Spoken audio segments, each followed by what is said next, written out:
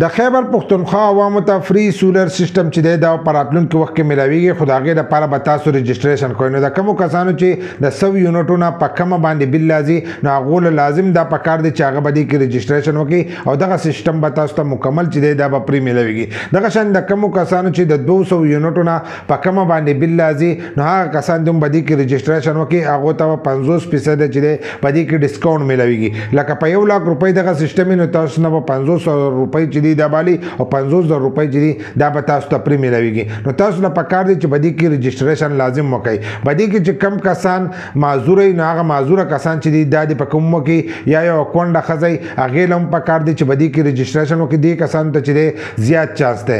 دغه شانتي ځینې خواجه سرا دي، خواجه سراو له چې دی بدی کوم پکار دی چې رجسټریشن وکړي، دې ته هم زیات چانس دی.